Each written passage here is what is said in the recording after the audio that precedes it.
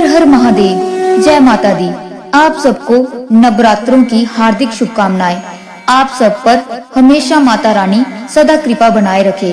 तो आज हम सुनेंगे श्री दुर्गा कवच और दुर्गा सप्तशती का अध्याय 1। देवी दुर्गा कवच का पाठ करने से हमारे समस्त अंगों की रक्षा होती है। ये पाठ महामारी से बचाव की शक्ति देता है। ये पाठ संपूर्ण आरोग्य का शुभ वरदान देता है। ये अत्यंत गोपनीय पाठ है। इसे पूरी पवित्रता से किए जाना चाहिए। देवी दुर्गा का पाठ नवरात्रों में, गुप्त नवरात्रों में करने से और भी अधिक लाभ पहुंचाता है। तो आइए सुनते हैं पाठ। मार्कंडेय जी ने कहा, हे पितामह, जो इस संसार में परम गोपनीय तथा मनुष्यों की सब प्रकार से रक्षा करने वाला है और जो रोज अब तक आपने किसी के सामने प्रकट नहीं किया हो, ऐसा कोई साधन हमें बताइए। ब्रह्मा जी ने कहा, ऐसा साधन तो एक देवी का कवच ही है, जो गोपनीय से भी परम गोपनीय, पवित्र तथा संपूर्ण प्राणियों का उपकार करने वाला है। हे महामुने, उसे श्रवण करो। प्रथम नाम शैलपुत्री है, दूसरी मूर्ति का नाम ब्रह्मचारिणी है, तीसरा स्वरूप चंद्रघंटा के नाम से प्रसिद्ध है, चौथा रूप कुष्मांडा से है, पांचवी दुर्गा का नाम स्कंद माता है, देवी के छठे रूप को कात्यायनी कहते हैं, सातवें को कालरात्रि और आठवें स्वरूप को महागौरी के नाम से प्रसिद्ध है, नवीं दुर्गा का नाम सिद्धदात्री है। ये सब नाम सर्वज्ञ महात्मा वेद भगवान के द्वारा ही प्रतिपादित हुए हैं। ये सब नाम सर्वज्ञ महात्मा वेद भगवान के द्वारा ही प्रतिपादित हुए हैं। जो मनुष्य अग्नि में जल रहा हो, रणभूमि में शत्रुओं से गिर गया हो, विषम संकट में फंस गया हो तथा इस प्रकार वेद से आतुर होकर जो भगवती दुर्गा की शरण में प्राप्त हुए, उनका कभी भी अमंगल नहीं होता। युद्ध समय संकट में पड़ने पर भी उनके ऊपर कोई विपत्ति नहीं दिखाई देती। उनके शोक, दुख और वेग की प्राप्ति नहीं होती। जिन्होंने भक्ति पूर्वक देवी का स्मरण किया है, उनका निश्चय ही कल्याण होता है। देवेश्वरी, जो तुम्हारा चिंतन करते हैं, उनकी तुम निस्संदेह रक्षा करती हो। चामुंडे देवी प्रेत पर आरूढ़ होती हैं, 12 भैंसे पर सवारी करती हैं, इंद्री का वाहन ऐरावत हाथी है, वैष्णवी देवी गरुड़ पर ही आसन जमाती हैं, महेश्वरी वृषभ पर आरूढ़ होती हैं, कुमारी का मयूर है। भगवान विष्णु की प्रियतमा लक्ष्मी देवी कमल के आसन पर विराजमान है और हाथों में कमल धारण किए हुए हैं। वृषभ पर आरूढ़ हुई ईश्वरी देवी ने श्वेत रूप धारण कर रखा है। ब्राह्मी देवी हंस पर बैठी हुई हैं और सब प्रकार के आभूषणों से विभूषित हैं। इस प्रकार ये सभी माताएं सब प्रकार की योग शक्तियों से संपन्न हैं। इनके सिवा और भी बहुत सी देवियां हैं, जो अनेक प्रकार के आभूषणों की शोभा से युक्त तथा नाना प्रकार के रत्नों से सुशोभित हैं।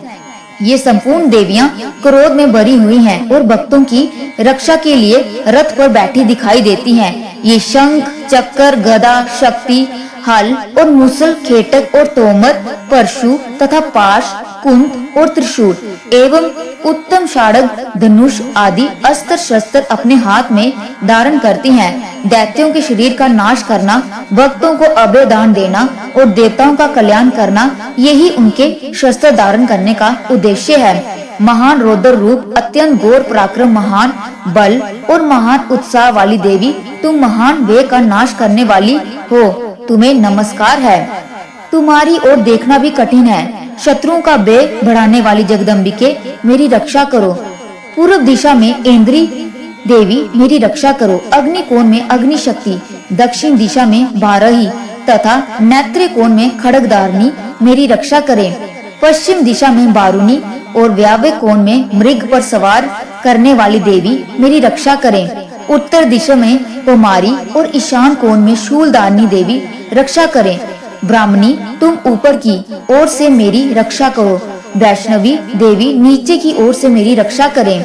इस प्रकार शब को अपना वाहन बनाने वाली चामुंडा देवी 10 दिशाओं से मेरी रक्षा करें। जया आगे से और विजया पीछे की ओर मेरी रक्षा करें।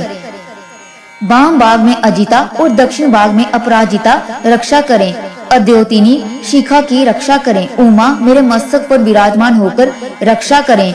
ललाट में मलाधारी रक्षा करें। यशस्विनी देवी मेरी बाहों की संरक्षण करें। बाहों के मध्य भाग में त्रिनेत्रा और नथनों की जमघंटा देवी रक्षा करें।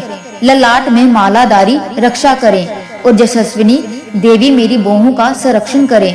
बाहों के मध्य में त्रिनेत्रा और नथनों की जमघंटा देवी रक्षा करें। नासिका में सुगंधा और ऊपर के होंठों में चर्चिका देवी रक्षा करें। नीचे के होंठ में अमृत कला तथा जीवा में सरस्वती रक्षा करें। कुमारी दांतों की और चंडिका कंठ प्रदेश की रक्षा करें। चित्रघंटा गले की घंटी और महामाया तालु में रहकर रक्षा करें। कामाक्षी थोड़ी की और सर्वमंगला मेरी वाणी की रक्षा करें। भद्रकाली ग्रीवा में और धनुधरनी षड्वंश में रहकर मेरी रक्षा करें। कंठ दोनों हाथों में दंडनी और उंगलियों में अंबिका रक्षा करें। शूलेश्वरी नाखों की रक्षा करें। कुलेश्वरी कुक्षी पेट में रहकर रक्षा करें। महादेवी दोनों स्तनों की और शोक विनाशिनी देवी मन की रक्षा करें। ललिता देवी हृदय में और शूलदानी उदर में रहकर रक्षा करें। नाभि में कामनी और गुहा बाग में गुहेश्वरी रक्षा करें। पूतना और कामिका लिंग की और महिष वाहिनी गुदा की रक्षा करें। भगवती कटी बाग की और विद्यावासिनी घुटनों की रक्षा करें। संपूर्ण कामनाओं को देने वाली महाबला देवी दोनों पिंडलियों की रक्षा करें। नारसिंगी दोनों गुठियों की और तेजस्वी देवी दोनों चरणों के पुष्ट भाग की रक्षा करें। श्री देवी पैरों की उंगलियों में और तलवासिनी पैरों के तलुओं में रहकर रक्षा करें। अपनी दाढ़ों के कारण भयंकर दिखाई देने वाली दृष्ट कराली देवी नखों की और ऊर्ध्व केशनी देवी मेरे केशों की रक्षा करें। रोम वालियों के छिद्रों में कुबेरी और त्वचा की भागेश्वरी देवी रक्षा करें। पार्वती देवी रक्त मंजा वसा मांस हड्डी और मेद की रक्षा करें। आंतों की कालरात्रि और पित्त की मुकेटेश्वरी रक्षा करें। मूलाधार आदि कमल कोशों में पद्मावती देवी और कफ में चूड़ामणि देवी स्थित होकर रक्षा करें। नख के तेज की ज्वालामुखी रक्षा करें। जिसका किसी भी अस्त्र से वेदन नहीं हुआ हो सकता वे अवेदा देवी शरीर के समस्त संधियों में रहकर रक्षा करें। ब्राह्मणी आप मेरे वीरे की रक्षा करें। क्षत्रेश्वरी छाया की तथा धर्मधारिणी देवी मेरे अहंकार की मन और बुद्धि की रक्षा करें। हाथ में वज्र धारण करने वाली वज्रहस्ता देवी मेरे प्राण अपान व्यान उदान और समान वायु की रक्षा करें। कल्याण से शोभित होने वाली भगवती कल्याण शोभना मेरी रक्षा करें। रस रूप गंध शब्द और स्पर्श इन विषयों का अनुभव करते समय जोगनी देवी रक्षा करें तथा सतगुण रजोगुण और तमोगुण की रक्षा सदा नारायणी देवी रक्षा करें। 12 आयु की रक्षा करें। वैष्णवी धर्म की रक्षा करें तथा चाक्रानी चक्कर धारण करने वाली देवी यश कीर्ति लक्ष्मी धन तथा विद्या की रक्षा करें। इंद्राणी आप मेरे गोत्र की रक्षा करें। चंडिका तुम मेरे पशुओं की रक्षा करो। महालक्ष्मी पुत्रों की रक्षा करो और भैरवी पत्नी की रक्षा करें। मेरे पथ की सुपथा तथा मार्ग की क्षेम करी रक्षा करें। राजा के दरबार में महालक्ष्मी रक्षा करें तथा सब और व्याप्त रहने वाली विजया देवी संपूर्ण व्यय से मेरी रक्षा करें। देवी जो स्थान कवच में नहीं गाया गया है रक्षा से रहित है वे सब तुम्हारे द्वारा सुरक्षित हो क्योंकि तुम विजयशालिनी और पाप नाशनी हो। यदि अपने शरीर का भला चाहे तो मनुष्य बिना कवच कहीं न जाए। कवच का पाठ करके ही यात्रा करे। कवच के द्वारा सब ओर से सुरक्षित मनुष्य यहाँ भी जाता है वहाँ उसे धन लाभ होता है तथा संपूर्ण कामनाओं की सिद्धि करने वाली विजय प्राप्त होती है। वे जिस अभिष्ट वस्तुओं का चिंतन करता है उसको निश्चय ही वे प्राप्त कर लेता है। वे पुरुष इस पृथ्वी पर तुलना रहित महान ऐश्वर्य का भोगी होता है। कवच से सुरक्षित मनुष्य निर्भय हो जाता है। युद्ध में उसकी पराजय नहीं होती तथा वे तीनों लोकों में पूजनीय होता है। देवी का ये कवच देवताओं के लिए दुर्लभ है। जो प्रतिदिन नियम पूर्वक तीनों संध्याओं के समय श्रद्धा के साथ इसका पाठ करता है उसे देवी कला प्राप्त होती है तथा वे तीनों लोकों में कहीं भी पराजित नहीं होता। इतना ही नहीं वे अपमृत्यु रहित हो 100 से भी अधिक वर्षों तक जीवित रहता है। मकड़ी चेचक और कोढ़ आदि उसकी संपूर्ण व्याधियां नष्ट हो जाती हैं। कनेर, भांग, दतूरे आदि का स्थावर विष, सांप और बिच्छू आदि के काटने से चढ़ा हुआ जख्म विष तथा अहिफेन और तेल के संयोग आदि से बनने वाला विष से सभी प्रकार के विष दूर हो जाते हैं, उनका कोई असर नहीं होता। कवच का पाठ करने वाला पुरुष अपनी कीर्ति से विभूषित भूतल पर अपने सुयश के साथ वृद्धि को प्राप्त होता है। जो पहले कवच का पाठ करके उसके बाद सप्तशती चंडी का पाठ करता है, उसकी जब तक वन, पर्वत और कानों सहित ये पृथ्वी टिकी रहती है, तब तक यहाँ पुत्र पौत्र आदि संतान परंपरा बनी रहती है। देह का अंत होने पर वे पुरुष भगवती महामाया के प्रसाद से नित्य परम पद को प्राप्त होता है, जो देवताओं के लिए भी दुर्लभ है। वे सुंदर दिव्य रूप धारण करता और कल्याण शिव के साथ अनंत का भागी होता है। तो अब सुनते हैं श्री दुर्गा सप्तशती का पहला अध्याय। महर्षि मार्कंडेय जी बोले, भगवान सूर्य के पुत्र सवारनीन की उत्पत्ति की कथा को मैं विस्तार से कहता हूँ, आप ध्यान से सुनिए। सूर्य की स्त्री छाया से उत्पन्न सवारनीन जगजननी महामाया की कृपा से जैसे जैसे मनवंतर के अधिपति बने, वे वशिष्ठ कथा सुनाइए। प्राचीन काल में सवारोचिष मनवंतर के चैत्रवंशी राजा सूरत समस्त पृथ्वी के चक्रवर्ती राजा हुए। वे प्रजा को अपने पुत्रों की भांति पालन करते थे। जवन राजाओं से राजा सूरत की शत्रुता हो गई। दुष्ट दलन राजा सूरत से उसका भयंकर युद्ध हुआ और थोड़ी सेना होने से जवन राजाओं ने सूरत को हरा दिया। तदंतर राजा अपने नगर में आकर राज्य करने लगे, तो भी अन्य शत्रु राजाओं ने राजा सूरत पर चढ़ाई कर दी और नगर में भी दुराचारी मंत्रियों ने राजा का कोष, सैन्य तथा समस्त वस्तुएं छीन ली। तब राजा हारकर अकेला ही घोड़े पर सवार हो शिकार खेलने के बहाने घोर जंगल में चला गया। वहां महर्षि मेधा का सुंदर आश्रम देखा, जो अहिंसक सिंह आदि पशुओं तथा शिष्यों और मुनियों से शोभित था। वहां बैठे हुए महर्षि मेधा को राजा सूरत ने नमस्कार किया और मुनि से उचित सत्कार पाकर उसी आश्रम में रहा। कुछ काल के बाद फिर वे अपने राज्य तथा प्रजा की चिंता से विचारने लगे कि जिस राज्य को मेरे पूर्वजों ने भली भांति चलाया और प्रजा का पालन किया, वे आज मुझसे चला गया। वे दुष्ट मंत्री राज्य का पालन धर्म नीति के अनुसार कर रहे होंगे या नहीं, और मेरा मुख्य हाथी भी दुश्मनों के वश में हो जाने से क्या क्या कष्ट भोगता होगा। जो आज्ञाकारी नौकर नित्य प्रसन्नता से दंड और भोजन प्राप्त करते थे, अब उन दुष्ट राजाओं के आश्रय में रहकर कष्ट पाते होंगे। मंत्री राज्य के धन को कुमार्ग में व्यर्थ ही अपव्यय करते होंगे। जो धन मेरे पूर्वजों ने बड़े कष्ट से संग्रह किया, सो नष्ट हो गया होगा। इस प्रकार वे राजा राज्य की सभी बातों की चिंता करने लगा। कुछ समय पश्चात एक दिन आश्रम के समीप एक वैश्य को आते देखा, तो राजा ने उससे पूछा कि अरे भाई, तुम कौन हो और यहाँ क्यों आए हो? तुम्हारा मलिन मुख शोक युक्त क्यों दिखाई देता है? इस प्रकार राजा सूरत की बातों को सुनकर उस समाधि नाम के वैश्य ने राजा सूरत से कहा कि हे राजन, मैं समाधि नाम का एक वैश्य हूँ। मेरा जन्म धनवान कुल में हुआ था। मेरे दुष्ट स्त्री और पुत्र आदि ने मुझे धन के लोभ से घर से बाहर निकाल दिया और मेरा धन सब छीन लिया। मैं धन, स्त्री, पुत्र से रहित हूँ। अब अकेला दुखी होकर इन वन में आया हूँ। मुझे अपनी स्त्री और बंधुओं का कुछ पता नहीं है। मैं यहाँ रहने के कारण अपनी स्त्री, पुत्र तथा स्वजनों की परिस्थिति को नहीं जानता कि वे इस समय अपने स्थान पर सुखी हैं या दुखी। मैं ये भी नहीं जानता कि मेरे पुत्र सदाचारी हैं या व्यभिचारी। राजा बोला, जिन स्त्री पुत्रों ने तेरे धन संपत्ति को छीन लिया, फिर उन्हीं से स्नेह में तेरा मन लगा हुआ है। वैश्य बोला, आपने मेरे विषय में जो बातें कही वे वास्तव में सत्य है, परंतु मैं क्या करूं? चित्त में कठोरता उत्पन्न नहीं होती।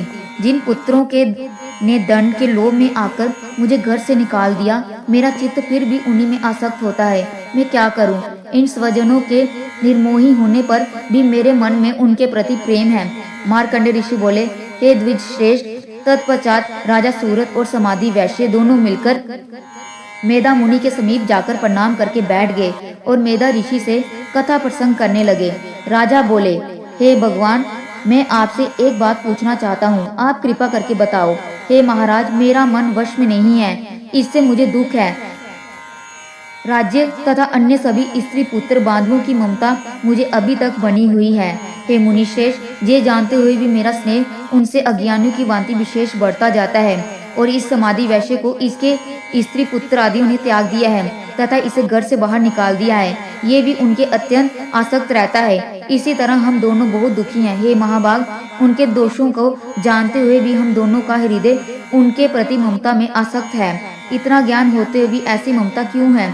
हम दोनों को अज्ञानियों की भांति मूढ़ता क्यों उत्पन्न हो रही है? महर्षि मेधा ने कहा, समस्त जंतुओं को जानने योग्य ज्ञान होता है। हे महाभाग, सभी प्राणी पृथक पृथक होते हैं। कोई दिन में नहीं दिखता, कोई रात्रि में नहीं देखते और कोई दिन रात्रि में समान दृष्टि से देखते हैं।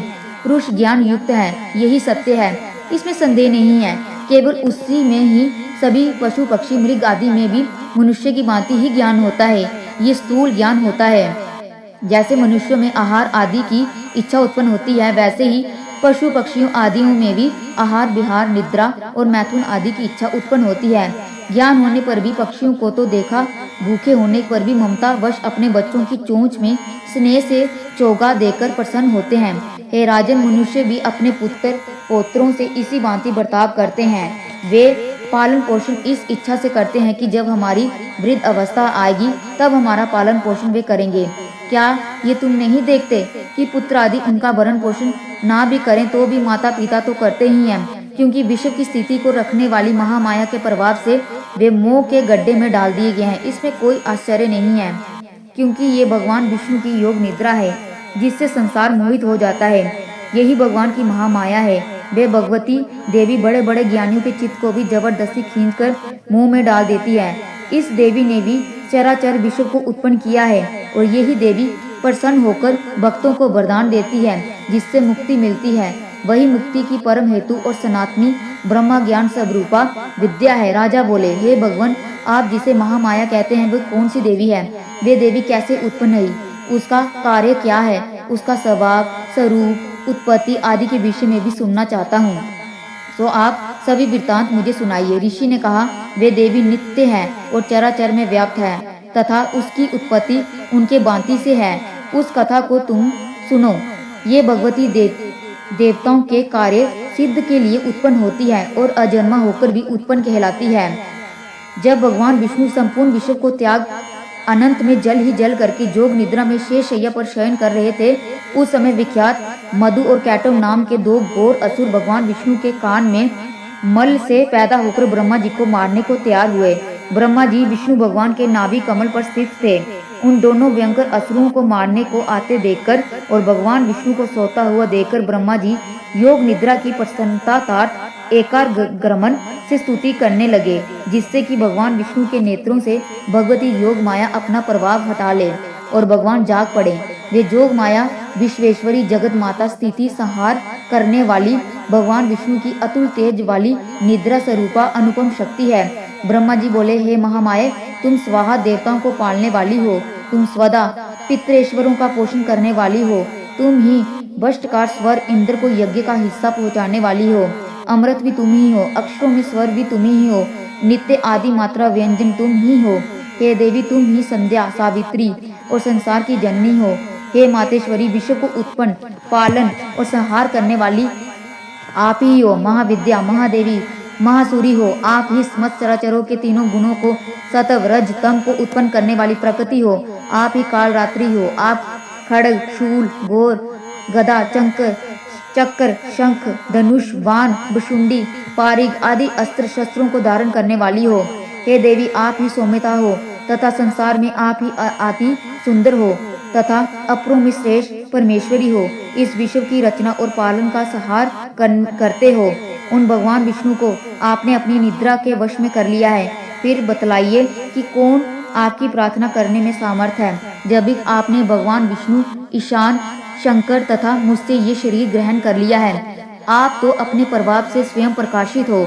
मधु और कैटम नाम के इन महादुष्टों को आप मोह लीजिए और विश्वपति भगवान विष्णु को जगाइए। इन दोनों महाअसुरों का संहार करने के लिए भगवान को बुद्धि दीजिए। ऋषि बोले, इस प्रकार जब ब्रह्मा जी ने मधु और कैटव असुरों के संहार के लिए तथा भगवान विष्णु को जगाने के लिए तामसी देवी की प्रार्थना की, तो उसी समय भगवान विष्णु के नयन, मुख, नाक, भुजा, हृदय और वक्षस्थल ये निकलकर अव्यक्त जोग माया उपस्थित हो गई और योग निद्रा से भगवान जाग गए। तदंतर भगवान विष्णु ने उन पराक्रमी वीरवान मधु और कैटव असुरों को देखा, जिनकी ब्रह्मा जी को खाने के लिए आंखें लाल हो रही थी। तब भगवान विष्णु ने शेषशय्या से उठ उन असुरों से 5000 वर्ष तक बाहु युद्ध किया। अति बलशाली महाउन्मत्त दोनों असुरों को महामाया ने मोहित कर रखा था। अंत दुष्टों ने भगवान से कहा कि आप हमसे वरदान मांगो। भगवान ने कहा, यदि तुम मुझ पर प्रसन्न हो तो मेरे हाथों से तुम्हारी मृत्यु हो, मैं तो केवल यही वर चाहता हूँ। ऋषियों ने कहा, इस भांति जब भगवान ने उनसे ये वरदान ले लिया तो वे भगवान से कहने लगे कि हमें सर्वत्र जल ही जल दिखाई देता है, इसलिए हे भगवान हमारा वध उस स्थान पर कीजिए जिस जगह पर पानी नहीं हो। ऋषि मेधा ने कहा, तब भगवान विष्णु ने शंख, चक्र और गदा धारण किए और उनसे तथास्तु कहा और दोनों के सिर अपनी जांघों पर रखकर चक्कर से काट दिए।